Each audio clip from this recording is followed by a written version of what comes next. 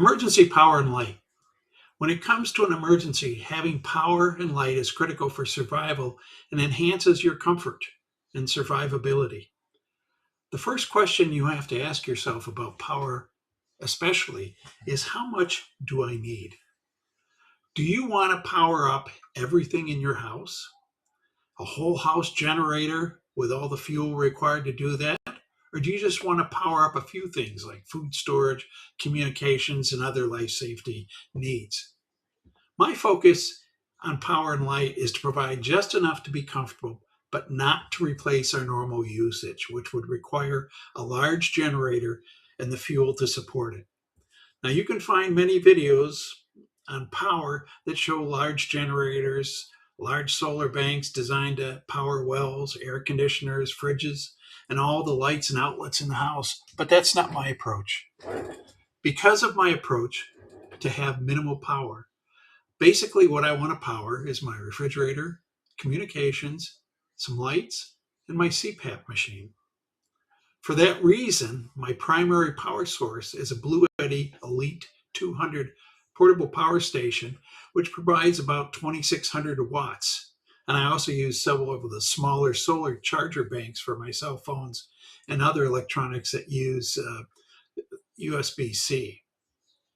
Now, what happens is when the Bluetti gets low, I use a traditional gas generator to power it up and recharge it, and that normally takes about 2 hours. So it really reduces the amount of fuel I have to be. And I also use a dual fuel generator that uses propane and gas. The reason for that is propane is much easier to store and doesn't foul your carburetor. I can also use a 100-watt solar panel to recharge my Bluetti. I have found that my dual fuel generator will recharge the Bluetti in under 2 hours, while my 100-watt solar panel will boost it in about 4 hours. Now, using the rule of one is none and two is one, my Bluetti can be charged by house current, my generator, my truck's built-in AC, and 12-volt outlets and solar. So that's a very flexible system.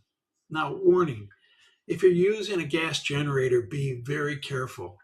Carbon monoxide kills people. And unfortunately, in Florida, we have too many deaths of people that don't run their generators safely. So follow all instructions and be safe. The other nice thing about the Bluetti power source and only running the generator a few hours a day is it eliminates a lot of noise and attention that a generator running continuously will attract. And that allows you to keep your power systems safer and out of sight and out of ear and prying eyes. Now, in Florida, it doesn't get cold very often, but when it does, I supplement my heat with a Mr. Buddy heater, so that doesn't require electricity.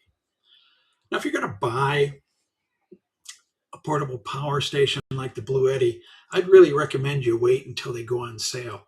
I bought mine in the Amazon Prime days, and I saved $200 on it, which was quite a savings. If you need a bigger power bank, then that's going to be up to you. But you can also make it one yourself. There's a number of videos on YouTube that show you how to make your own portable power bank. I actually made one, and that's what I use in my cabin because I leave the Bluetti in the house. Now for lighting, I also stick to the basics, practicing light management to keep our visibility down at night while still letting us to be comfortable in our home. Our lighting ranges from traditional candles. Be careful you use them because we don't want any fires.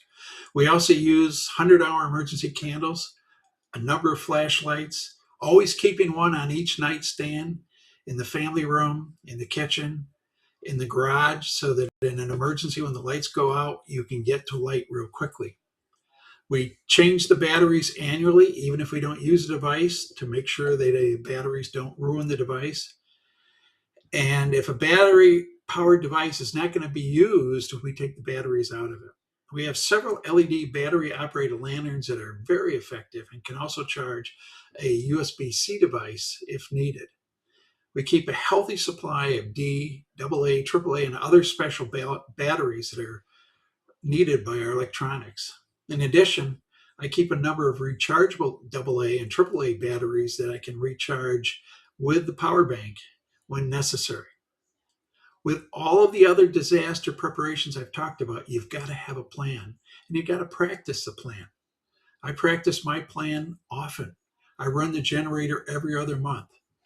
Every quarter, I run the portable power bank all the way down to its minimum and then recharge it using one of my power sources. And I switch that power source. One time it'll be the running it off the generator and charging it. The other time will be off the solar panels. The reason for this is because when an emergency comes, you want to be used to how to use these systems. Don't find yourself in an emergency and find that you don't have the right connector. And with the generator, I like the dual fuel because gasoline fouls the carburetor. Propane doesn't. Much safer to store, as I said before. Be prepared and be ready, Florida. Our next video will cover emergency communications. We'll see you then.